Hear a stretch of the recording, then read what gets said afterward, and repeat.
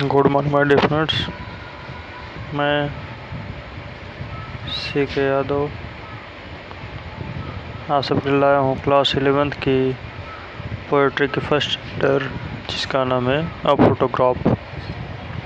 Video lecture शुरू होने से पहले मैं आपसे वादा करता हूँ कि जब ये वीडियो लेक्चर समाप्त होगा तो आपके लिए यह चैप्टर्स बहुत ही ईजी होने वाला है, जिसमें अ फोटोग्राफ, जिसके आपके राइटर हैं शेली ट्यूलसन।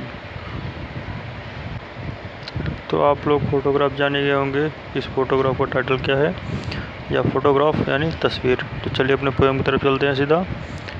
सीधी सी बात मैं आपको बता दूं कि इतनी सी बात है कि इस चैप्टर में कि ज़रा सा भी कन्फ्यूज नहीं होना है, कि बहुत ही सरल शब्दों में या सीधी सी बात है कि जो हमारी लेखिका हैं वह एक तस्वीर को देख रही है और उस तस्वीर को देखकर उसी तस्वीर के बारे में बात कर रही हैं। अर्थात एक तस्वीर को देखकर उसी तस्वीर के बारे में बात करेंगी, तो इसमें बहुत ज़्यादा उलझन की बात नहीं है। तो चलिए देखते हैं। The cardboard. तो सबसे पहला बात, कार्डबोर्ड क्या होता है? कार्डबोर्ड मतलब होता है फ्रेम, जिस पर हम फ्रेम में तस्वीर लगाते हैं ना। तो फोटो फ्रेम आप लोग देखते हैं, तो ताकि हमारी तस्वीर ख़राब ना हो तो फ्रेम होता है। तो कार्डबोर्ड को हम कार्डबोर्ड ही पढ़ेंगे, ठीक है। या गत्ता कर सकते हैं या फोटो फ्रेम कर सकते हैं, जो आप कहना चाहे कर सकते हैं, लेकिन हम कार्डबोर्ड को फ़ोटो कहते हैं, ठीक है। कार्डबोर्ड का मतलब फ़ोटो, या वह गत्ता या वह फ़ोटो फ्रेम जिसमें फ़ोटो सेव रखने के लिए रखी जाती है। तो देखिए कार्डबोर्ड, कार्डबोर्ड सीधा फ़ोटो, द फोटो। कार्डबोर्ड यानी वह फ़ोटो। सोज, सोज मतलब होता है दिखाता है, मैं मतलब मुझे। लेखिका कहती हैं कि यह फ़ोटो मुझे दिखाता है कि क्या दिखाता है, कि हाउ इट वॉज। हाउ मतलब कैसा, इट मतलब यह, वाज मतलब था, कि यह कैसा था। फिर से देखिए, the cardboard shows me how it was. Photo हमें दिखाता है कि वह कैसा था।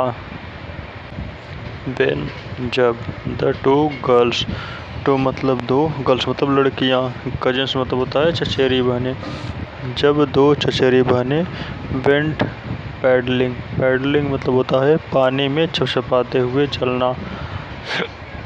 पैडलिंग मतलब पानी में छपछपाते हुए चलना, अर्थात समुद्र किनारे गए हुए हैं ये लोग और समुद्र किनारे छपछपा कर चल रहे हैं। बीच पर, अर्थात बीच समुद्र के स्थान को कहा जाता है जहाँ पानी थोड़ा कम होता है। तो when the two girls cousins went paddling, जब दो छोटी चचेरी बहनें पैडलिंग के लिए गई थी। When the two girl cousin, two girl cousin मतलब दो चचेरी बहनें, वेंट पैडलिंग, पैडलिंग मतलब छपछपाते हुए, वेंट मतलब चलती थी। जब दो चचेरी बहनें पानी में छपछपाते हुए चलती थी, हाउ इट वॉज तो यह कैसा हुआ करता था। ये कौन बताते हैं? ये हमारे लेखिका बताते हैं। द कार्डबोर्ड शोज मी, तस्वीर हमें दिखाती है या बताती है, हाउ इट वॉज कि वह कैसा था। When the two girls cousin, जब दो चचेरी बहनें वेंट पैडलिंग, पानी में छपछपाती हुई चलती हैं। या सीधी सी बात इसमें यह कही गई है कि वह लोग छुट्टियां मनाने के लिए बीच पर गए हुए थे और पानी में चल रहे थे। आगे देखते हैं। Each one holding of one of my mother's hands, each one, each मतलब दोनों, होल्डिंग मतलब पकड़ रखे थे, one of my mother's hands, hands है, हैंड का मतलब होता है दोनों हाथ, ठीक है। ईच माने उन दोनों ने, होल्डिंग पकड़ा हुआ है, one of my mother hand मेरी माँ के दोनों हाथों को, यानी कि माताजी बीच में और दोनों बहन दूसरे साइड से हैं। इस तरीके से कहा गया कि ईच वंस उन दोनों ने मेरी माँ के एक एक हाथों को पकड़ रखा था। And see the big girls, and see और वह, द बिग गर्ल बड़ी लड़की, बड़ी लड़की कौन है यहाँ पर? वो लेखिका के माताजी, और वह बड़ी लड़की हैं, अर्थात उनकी माताजी बड़ी लड़की हैं। सम 12 ईयर्स और सो, लगभग 12 ईयर्स और सो या उससे कुछ अधिक, अर्थात सम 12 ईयर्स अर्थात 12 वर्ष की, या सो या उससे कहीं अधिक, या लगभग 12 वर्ष की। ठीक है, तो क्या कहा गया, and she was big girls, और वह बड़ी लड़की थी, और वह बड़ी लड़की हैं, सम 12 ईयर्स और ऑल्सो, और मतलब लगभग 12 वर्ष की। आगे कहती हैं कि ऑल थ्री मतलब वे तीनों, ऑल थ्री मतलब वे तीनों कौन, माताजी और उनकी चचेरी बहनें, स्टूड स्टिल, टू स्माइल मुस्कुराते हुए, स्टूड मतलब खड़ी हैं, वह तीनों मुस्कुराते हुए खड़ी हैं, थ्रू दियर हेयर अपने बालों में से होकर, यानी कि इसमें बहुत बड़ी बात कर दी कि अपने बालों के माध्यम से वह मुस्कुरा रही हैं। यह कैसा सेंटेंस है, यह थोड़ा समझने के लायक है। या कहने का मतलब यह है कि उनके जो बाल हैं वह हवा में उड़ रहे हैं, और वह बाल उनके चेहरे पर आ रहा है, और इस तरीके से मतलब उसके बाल हवा चलने के कारण उनके बाल उड़ रहे हैं और उड़ करके उनके चेहरे पर आ रही है। तो इसीलिए यहाँ पर कहा गया है कि all three stood still to smile, वह तीनों खड़ी होकर मुस्कुरा रही थी, थ्रू दियर हेयर अपने बालों में से। आप सीधे सीधे कह सकते हैं कि अपने बालों में से वह तीनों खड़े होकर मुस्कुरा रही हैं। यहाँ पर मतलब यह है कि उनके बाल खुले हुए हैं और वह उन बालों के पीछे से मुस्कुरा रही हैं। At the uncle with the camera, at the uncle मतलब अंकल की ओर देख रही हैं, विद द कैमरा जो कैमरा लेकर खड़े हैं। तो क्या कहा गया कि एट द अंकल, वे अंकल की ओर देख रही है, विद द कैमरा जो कैमरा लिए हुए हैं। ठीक है, at the uncles with the camera, वो तीनों कैमरा की ओर लिए हुए अंकल की ओर देख रही हैं। ए स्वीट फेस, एक प्यारा चेहरा, माई मदर्स मेरी माँ का था, अर्थात एक प्यारा चेहरा मेरी माँ का था। माई मदर्स मतलब होता है मेरी माँ का, मेरी माँ का एक प्यारा चेहरा था। That was before I was born, I was born मतलब पैदा होने से, बिफोर पहले, अर्थात that was before I was born मेरे जन्म लेने से पहले, अर्थात जब मैं जन्म नहीं ली थी, अर्थात लेखक कहते हैं कि जब मैं पैदा नहीं हुई थी, तो a sweet face my mother's मेरी माँ का एक प्यारा चेहरा था। ठीक है, एंड द सी, इस लाइन को ज़रा ध्यान समझिएगा। एंड द सी और समुद्र, विच अपीयर्स, अपीयर्स मतलब होता है प्रतीत होना या दिखाई देना। टू हैव चेंज्ड मतलब होता है बदलना। लेस मतलब होता है कम होना। West which appears to have changed less. And the sea और समुद्र, which appears to have changed less जो कम बदला हुआ प्रतीत होता है। तो समुद्र कभी नहीं बदलता ना, अर्थात समुद्र जैसा है वह वैसा ही रहेगा। लेकिन यहाँ पर वाक्य का भाव यह कहा गया कि, फिर से देखिए, एंड द सी जो समुद्र है, विच अपीयर्स जो प्रतीत होता है, टू हैव चेंज्ड लेस अपरिवर्तनशील, अर्थात जो कम बदला हुआ प्रतीत होता है, अर्थात पहले भी वैसे ही था और आज भी वैसे ही है।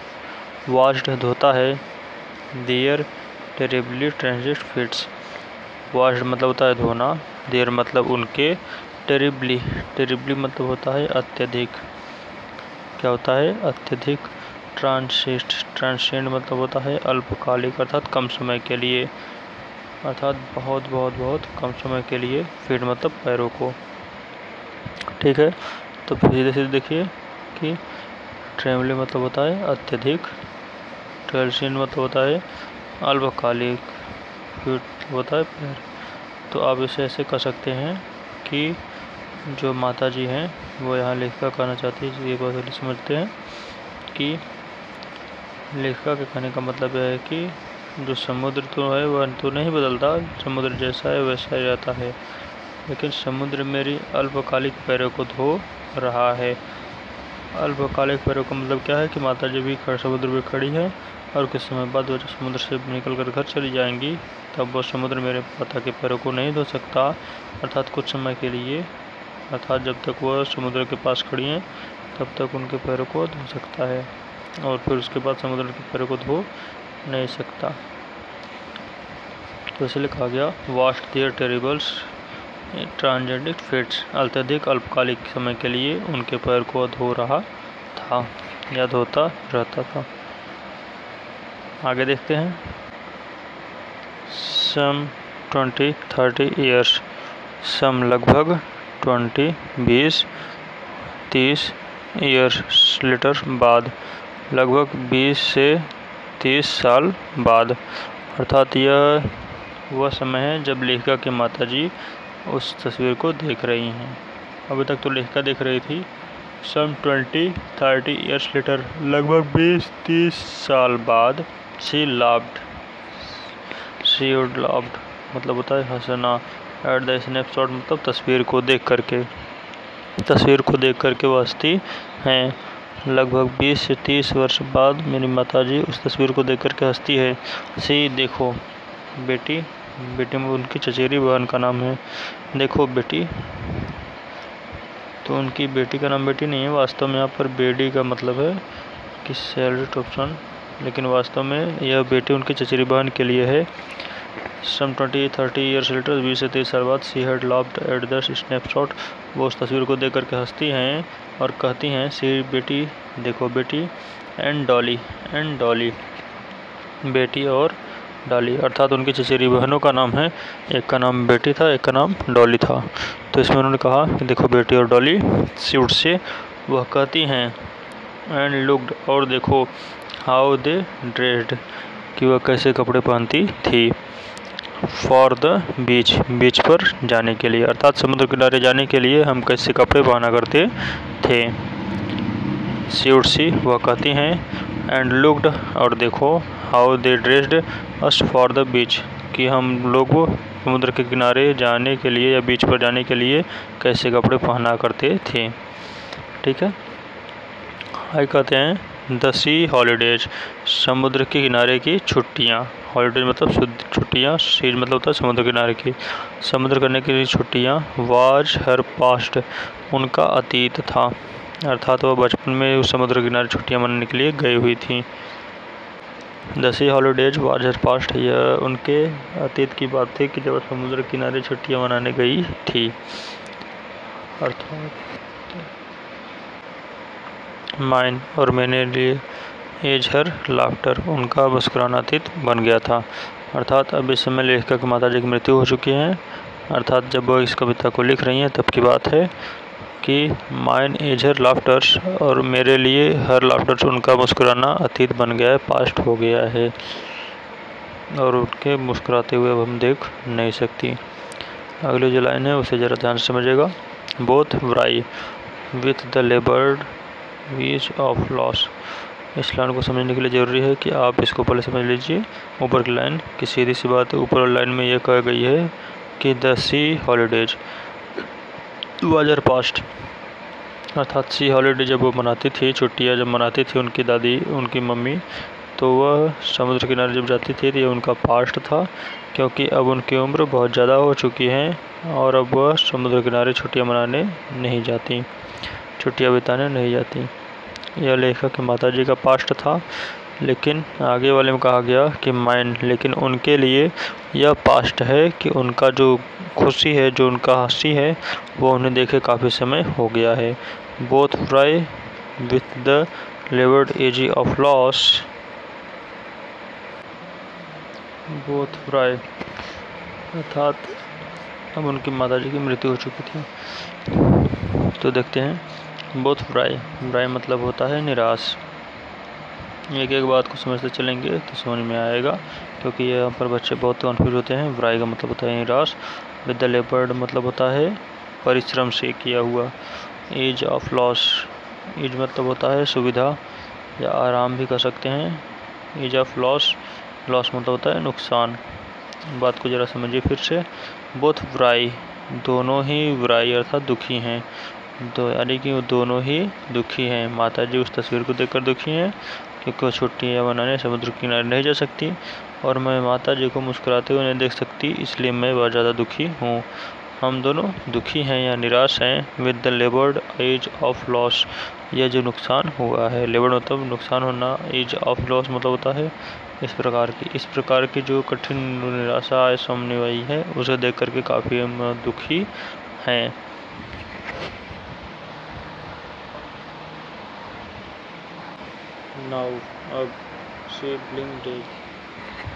नाउ अब सी हैज बीन डेड, मतलब अब वह मर चुकी हैं, अर्थात now she has been dead, अब वह मर चुकी हैं।